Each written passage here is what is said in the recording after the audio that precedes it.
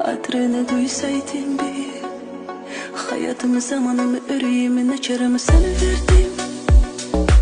İstedim, sevilen onun yolunu gözledim. Sevgine ihtiyacım var.